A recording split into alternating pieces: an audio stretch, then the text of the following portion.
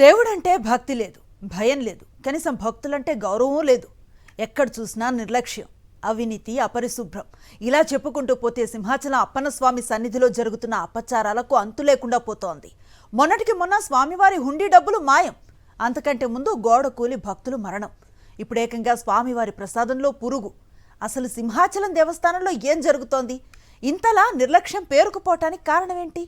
సింహాచలం దేవస్థానం పరమ పుణ్యక్షేత్రం. అయితే ఈ ఎమోషన్ భక్తులది మాత్రమే.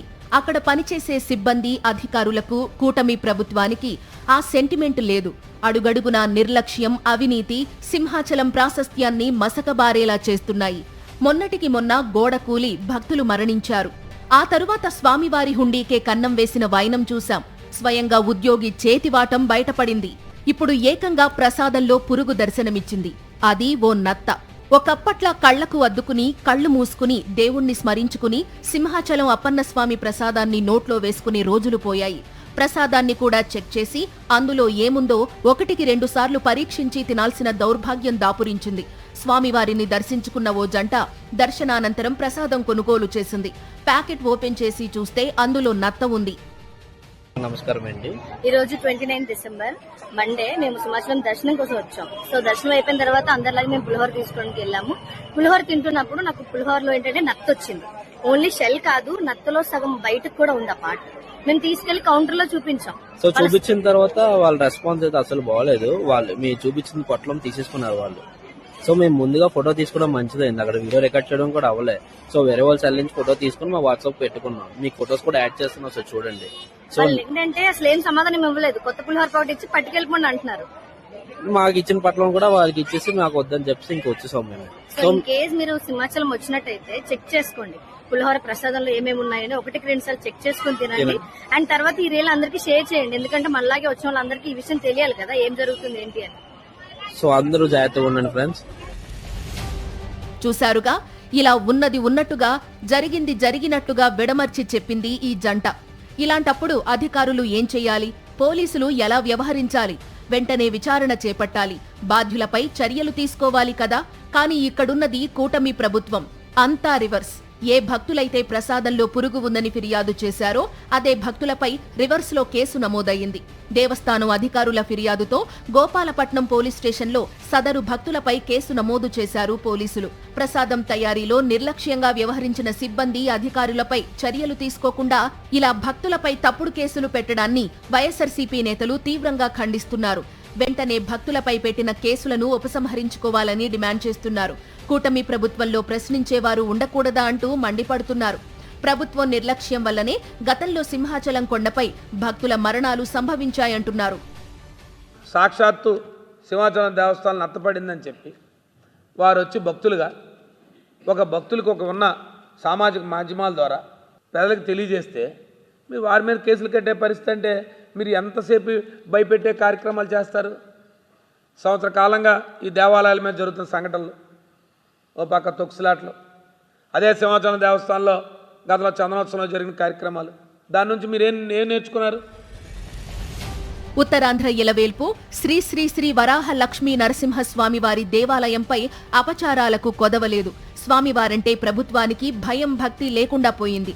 గతేడాది నుంచి సింహాచలం కొండపై జరుగుతున్న అనేక ఘటనలు భక్తులను ఆందోళనకు గురిచేస్తున్నాయి. సింహాచలం చరిత్రలో ఎన్నడూ లేని విధంగా చందనోత్సవం రోజున గోడ కూలి 7 భక్తులు మరణించారు.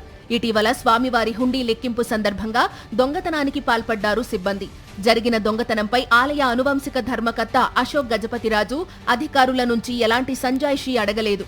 ఇక సింహాచలం దేవస్థానానికి చెందిన 150 ఎకరాల భూమిని గూగుల్ డేటా సెంటర్ కు ఇవ్వడం వివాదాస్పదమవుతోంది. గూగుల్ డేటా సెంటర్ భూములు ఇవ్వడాన్ని ఆర్ఎస్ఎస్, విహెచ్పి హిందూ ధార్మిక సంఘాలు తీవ్రంగా వ్యతిరేకిస్తున్నాయి.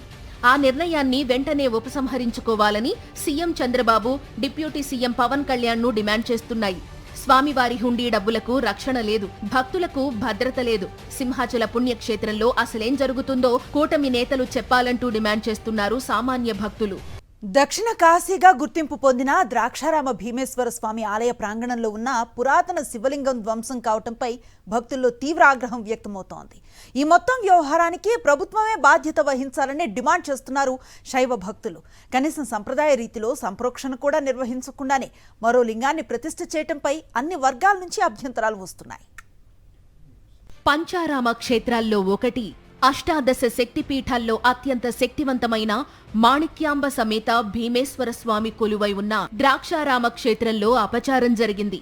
ఆలయ ప్రాంగణంలో ఉన్న కోనేటికి సమీపంలో శతాబ్దాలుగా ఉన్న కపాలేశ్వర స్వామి శివలింగాన్ని ధ్వంసం చేశారు.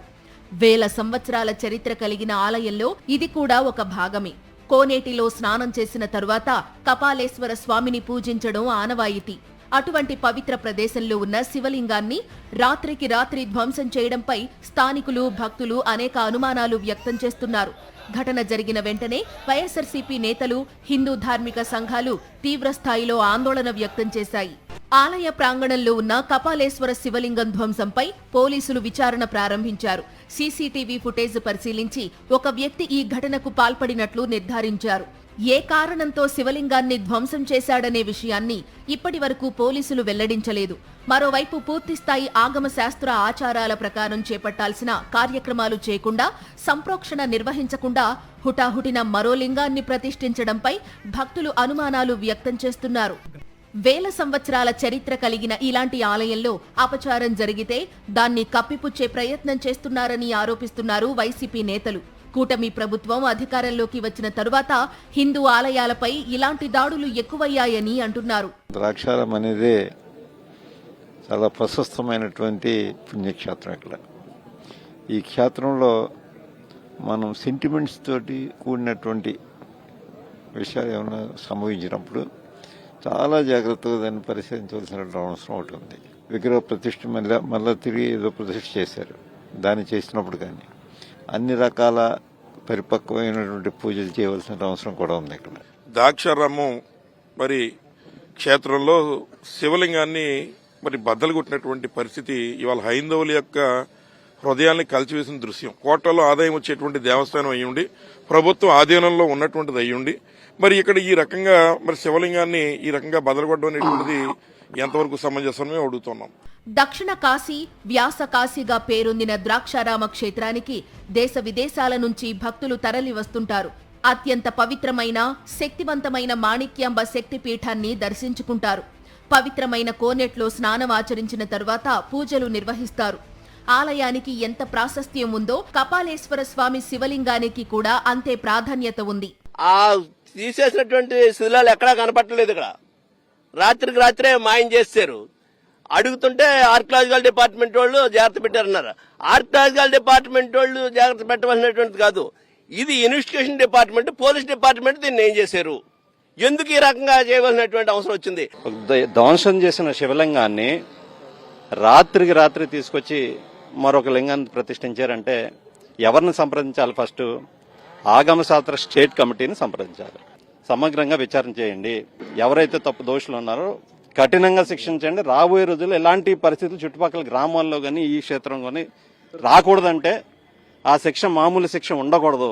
పెద్ద సంఖ్యలో భక్తులు తరలివచ్చే ఈ ఆలయానికి కేవలం 6 మాత్రమే కాపలా ఉన్నారంటే ఎవరికైనా ఆశ్చర్యం కలగక మానదు. ఇక ఘటన జరిగిన రాత్రి విధుల్లో 3 సిబ్బంది ఉన్నప్పటికీ ఇది ఎలా జరిగిందనే విషయంపై ఆలయ అధికారులు స్పష్టత ఇవ్వడం లేదు. నంద్యాల జిల్లా మద్దూరు గ్రామంలో వెంకటేశ్వర స్వామి ఆలయంలో నకిలీ వెండి ఆభరణాలు ప్రత్యక్షం కావటం జిల్లాలో కలకలాన్ని రేపుతోంది. దాతలు ఇచ్చిన స్వామివారి వెండి ఆభరణాలు అపహరణకు గురయ్యాయని నిర్ధారణ కావడంతో స్థానికులు ఆగ్రహాన్ని వ్యక్తం చేస్తున్నారు. విశ్రాంత ఈవో అమ్రసయ్య, అర్చకుడు కిషోర్ శర్మలే దేవుడి నగలు దొంగతనం చేశారంటూ ఆరోపణలు వినిపిస్తూ ఉన్న వేళ పోలీసులు విచారణ చేపట్టారు. చాగలమర్రి మండలం మద్దూరులోని శ్రీ వెంకటేశ్వర స్వామి ఆలయంలో వెండి ఆభరణాలు అపహరణకు గురయ్యాయి. స్వామివారికి దాతలు సమర్పించిన అసలైన వెండి ఆభరణాల స్థానంలో నకిలీ నగలు బయటపడటంతో కలకలం రేగింది. సమాచారం అందుకున్న ఈవో జయచంద్రారెడ్డి ఆలయానికి చేరుకుని పరిశీలించారు. గత ఈవో తనకు ఛార్జ్ ఇవ్వలేదని అన్ని కోణాల్లో విచారణ చేపడుతున్నట్టు తెలిపారు. వెండి కిరీటం, హస్తాలు, చక్రం, శంఖం, పాదాల తొడుగులు సహా పలు ఆభరణాలు మాయమైనట్లు గుర్తించారు. వైకుంఠ ఏకాదశి సందర్భంగా పరిశీలనలో ఈ విషయం వెలుగులోకొచ్చింది. ఇదే ఏడాది జూన్లో పుట్టాలమ్మ క్షేత్రంలోనూ ఇలాంటి ఘటన జరగ్గా ఇప్పటి వరకు ఆభరణాల ఆచూకీ దొరకలేదు. ఆర్టికల్స్ కాకుండా సంతకం పెట్టంటే పెట్టకున్నాడు, ఆర్టికల్స్ కలిపి పెట్టాలని చెప్పి సంతకం పెట్టమంటున్నాడు. నేనంటే చూపించినాక సంతకం పెడతా అని చెప్పిన. అది ఇప్పుడు వరకు అయితే నాకు చూపించలేదు. ఇంకో విషయం ఏంటంటే ఇప్పుడు దాంట్లో చూస్తే పాతకాలంలో రాగి ఆభరణాలు ఏంటుందో రాగి ఆభరణాలకు సిల్వర్ కోటింగ్ వేసి పెట్టినారు. ఇంకా ఈ అయ్య అర్చకుడు అయితే తీసుకున్నా అని చెప్పి ఒప్పుకున్నాడు. అర్చకుడిని గ్రామ ప్రజలు వెండితో స్వామిని అలంకరించమని కోరి ఉన్నారు. స్వామి ఏదో దింటున్నలతో అలంకరించాలని గ్రామ ప్రజలు ఆరోపణ చేసినారు. అవి తీసి ఒరిజినల్ నగలు అలంకరించమని కోరగా ఆ బీగాలు నా దగ్గర లేవు అని చెప్పడం జరిగింది అర్చకులు. వాళ్ళకు అనుమానం వచ్చి గ్రామ ప్రజలు బీరువా బీగాలు తెప్పించగా దాంట్లో వస్తువులు ఏమీ లేవు.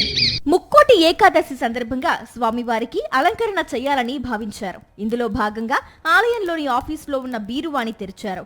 అయితే అందులో ఉన్న ఆభరణాల్లో నాణ్యతపై అనుమానాలు కలిగాయి. బాగా పరిశీలించి చూడగా చాలా వరకు నకిలీవని తేలాయి. దీంతో ఒరిజినల్ వెండి ఆభరణాలు మాయమైనట్టు నిర్ధారించుకుని పోలీసులకు ఫిర్యాదు చేశారు.